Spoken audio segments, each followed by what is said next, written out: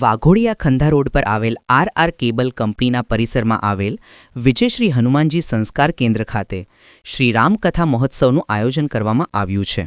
Waghodia ખંધા road પર આવેલ R cable કંપનીના પરિસરમાં આવેલ વિજયશ્રી હનુમાનજી સંસ્કાર કેન્દ્ર ખાતે શ્રી રામકથા મહોત્સવનું આયોજન કરવામાં આવ્યું છે. રામકથાના અનુસંધાનમાં એક શોભાયાત્રાનું પણ આયોજન કરવામાં આવ્યું હતું, જે આ શોભાયાત્રા વિજયશ્રી હનુમાનજીના મંદિર ખાતેથી પ્રસ્થાન કરી કંપનીના અલગ અલગ માર્ગ પર ભજન કીર્તન સાથે નીકળી હતી. હરે રામ હરે કૃષ્ણના ભજન કીર્તન સાથે નીકળેલ શોભાયાત્રાએ ભક્તિમય વાતાવરણ બનાવી દીધું હતું. કંપનીના માર્ગ પર શોભાયાત્રાનું સ્વાગત કરી ભક્તજનોએ દર્શનનો લાભ લીધો હતો. આર કેબલ ખાતે આવેલ વિજયશ્રી હનુમાનજી સંસ્કાર કેન્દ્રમાં શ્રી રામકથા કથાકાર ડૉક્ટર શ્રી બાલકૃષ્ણજી દવે દ્વારા રામકથાનું રસપાન કરવામાં આવશે. શ્રી રામકથા તારીખ 25 નવેમ્બરથી 1 ડિસેમ્બર સુધી સમય બપોરના 3થી સાંજે 7 વાગ્યા સુધી શ્રી રામકથા મહોત્સવનું આયોજન કરવામાં આવ્યું છે. Waghodia bureau chief Umarji Mansuri, Waghodia. વાઘોડિયા સ્થિત આર કેબલના પટાંગણમાં વિજયશ્રી હનુમાન સંસ્કાર કેન્દ્ર, એક વિશાળ હનુમાનજીનું ભવ્ય મંદિર છે અને બાજુમાં વેદ વિદ્યાલય ચાલે છે.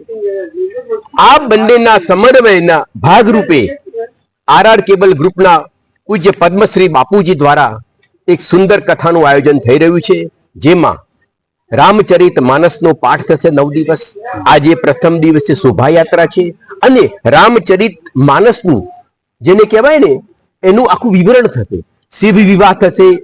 રામાયણના જે 7 કાંડ છે, જેમ કે બાલકાંડ, અયોધ્યાકાંડ, બરોબર છે, પછી અરણ્યકાંડ, કિષ્કિંધાકાંડ, સુંદરકાંડ, લંકાકાંડ, ઉત્તરકાંડ, આ તમામ કાંડોનું સુંદર રીતે આજના બદલાતા સામાજિક જીવનના સમીકરણોની અંદર દોડધામ વાળા જીવનમાં જ્યારે લોકો પશ્ચિમ તરફ દોડી રહ્યા છે, ત્યારે ભારતીય તત્વજ્ઞાનને જન સુધી પહોંચાડવાનો એક નમ્ર પ્રયાસ એટલે રામકથાનું માધ્યમ.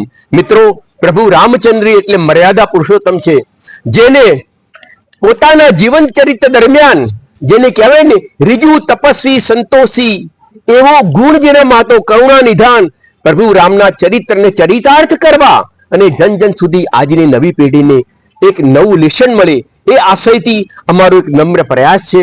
અને 9 દિવસ આ આર કેબલના વાઘોડિયા સ્થિત ફેક્ટરીના પટાંગણની અંદર, જેમાં વિશાળ હોલ છે અને એમાં બધા જ આપણા સ્નેહીજનોને, ભક્તજનોને, સાધકજનોને ભાવભર્યું નિમંત્રણ